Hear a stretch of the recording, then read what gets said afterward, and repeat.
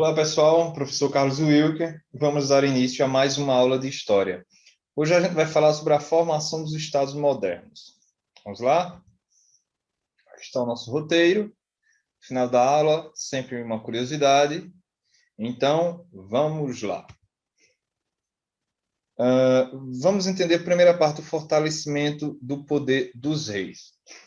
A gente vai começar a falar hoje, pessoal, sobre o seguinte, sobre como se formaram os primeiros estados modernos, ou, se você preferir, os primeiros países modernos.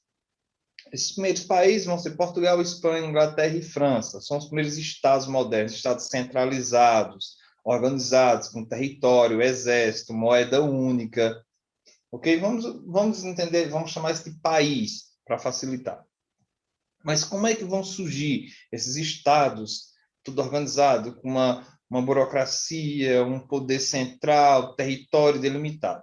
Vamos voltar um pouquinho antes disso. Primeiro, houve um enfraquecimento do sistema feudal.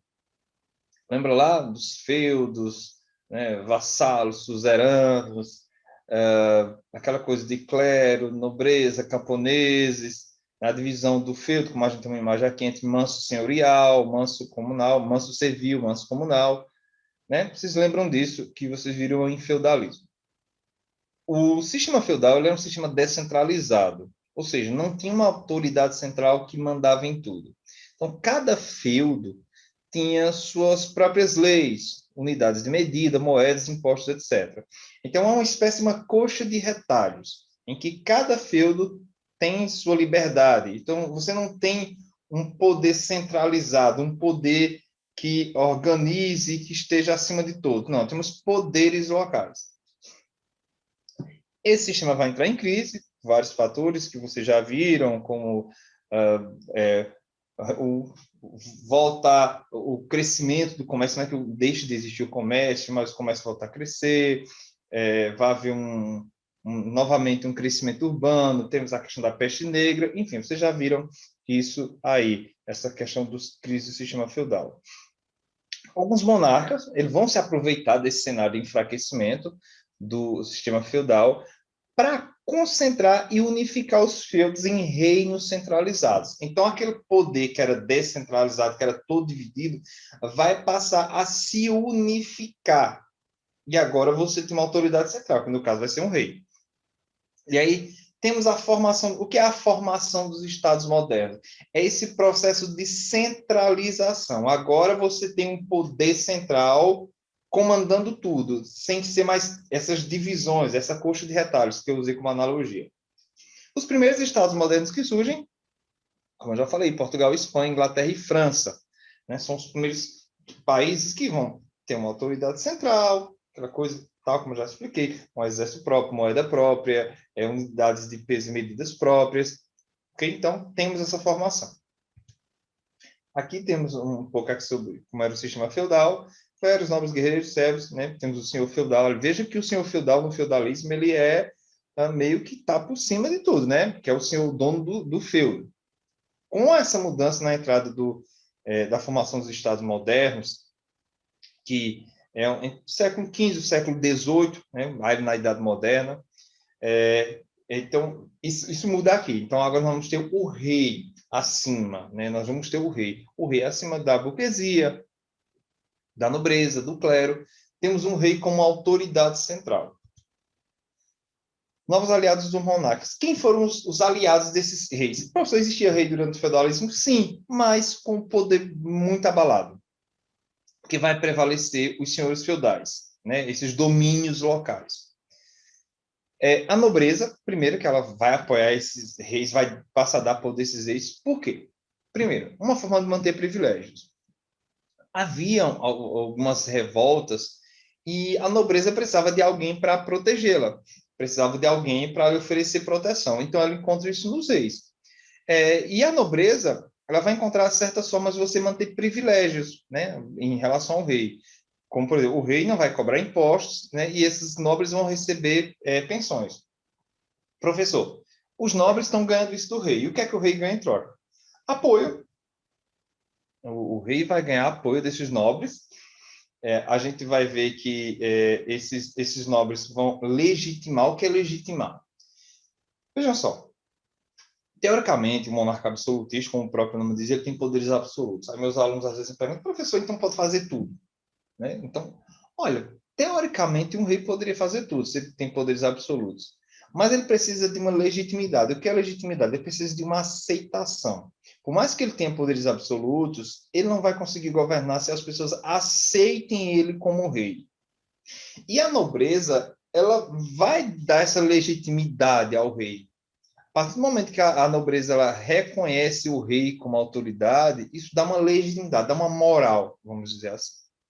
Temos os burgueses, que principalmente pela questão comercial, porque a descentralização ela dificultava demais o comércio. Imagine o seguinte, imagine que num feudo a moeda X tem a moeda X. Quando vai para outro feudo, essa moeda já não vale. Imagina que numa região se mede as coisas de um jeito, em outra se mede de outro. Em uma região se pesa as coisas de um jeito, de outra se pesa. Veja, fica uma tremenda confusão. Pense no Brasil. Imagine que você mora em Pernambuco tivesse uma moeda, mas quando você fosse para Paraíba, essa moeda não valesse mais. Imagine que a forma de medir e pesar as coisas em São Paulo não fosse a mesma no Rio de Janeiro. Limitaria demais. No caso do Brasil, tem uma moeda única, medidas e pesos únicos. Então, você pode transitar, ver transações comerciais por todo o país. Ou seja, a descentralização ela dificultava demais o comércio. Já a centralização, quando você vai ter uma moeda única, pesos e medidas únicos, isso facilita demais as transações comerciais. Então, os burgueses veem na centralização do poder uma forma de fazer crescer o comércio. Só que, lógico, o rei vai dar essa autorização e esse apoio para a burguesia, mas o rei, lógico, vai querer algo em troca. Porque o rei e os burgueses, eles não são exatamente amigos, é uma troca de favores. A unificação de pesos, medidas, moedas e tributos no país, como eu falei, facilita demais o comércio. E quem é que interessa o comércio? Aos burgueses. Em contrapartida, doações e empréstimos concebidos pelos burgueses. Os reis vão ganhar o quê? Os reis vão dizer, olha, eu protejo vocês, eu crio aqui um sistema em que o comércio possa desenvolver e vocês possam lucrar, e em troca eu quero algo. Doações, empréstimos. É uma mão lavando a outra, ok? Vamos começar com a centralização na Península Ibérica. Pessoal, toda vez que eu falo sobre Península Ibérica, de forma bastante resumida, eu estou falando de Espanha e Portugal. Países ibéricos, Espanha e Portugal, na Península Ibérica, Espanha e Portugal. Ok? Essa península estava sob domínio muçulmano desde o século VIII. Né? Temos aqui uma imagem, essa parte em verde. Em 711, muçulmanos atravessam o Estreito de Gibraltar, aqui na parte de baixo da imagem, e ocuparam toda a Península Ibérica. Eles são comandados por Tariq, que era um líder, um general, e venceram os visigodos, que eram daqueles povos germânicos que haviam invadido o Império Romano na Batalha de Guadalete. E aí, desde o século VIII, esses povos muçulmanos, domínio muçulmano chamado os mouros, dominam boa parte dessa Península Ibérica. E aí vai haver uma reconquista. Alguns historiadores questionam esse termo reconquista, porque reconquistar é você tomar o que já tinha sido seu. Só que muitos falam que, na verdade, esses reinos cristãos que vão conquistar, eles chegaram após os muçulmanos, ou seja, eles não estão reconquistando, mas estão conquistando. Né? Alguns historiadores contestam esse termo, reconquista. Na verdade, segundo alguns, não seria uma reconquista, porque não pertencia antes, mas seria uma conquista. E aí, no século XI, reinos cristãos se aliam para expulsar os mouros. Okay? E aí vão expulsar esses muçulmanos da Península Ibérica. Os reinos ibéricos, Portugal e Espanha. Normalmente se deu por relações, conquistas e alianças. Em 1096, Henrique de Borgonha ganhou do seu sogro, Afonso VI, rei de Leão e Castela, tem ali dois territórios, estão vendo? Leão e Castela. Um território chamado Portucalense, chamado Condado Portucalense. Seu herdeiro, Afonso Henriques, rompeu com o rei de Castela e, em 1139, declarou-se rei desse território, originando o Reino de Portugal. E aí surge o Reino de Portugal. Ok? Vejam ali os reinos de Castela, tem Navarra, Aragão, Leão. Condado da Catalunha. Tem os muçulmanos aqui embaixo, ó, vejam só, ok? E esse condado portucalense, que vai dar origem a Portugal. E aqui, a nossa curiosidade sobre o tamanho de Portugal. Vocês sabiam que o tamanho de Portugal é inferior ao tamanho de Pernambuco? Pois é. Pernambuco tem mais de 98 mil quilômetros quadrados. Portugal tem pouco mais de 92 mil quilômetros quadrados. Então, em extensão territorial, o estado de Pernambuco é maior do que o país de Portugal. Pois é, pessoal. Então é isso. Próxima aula a gente continua. Vou ficando por aqui e até a próxima.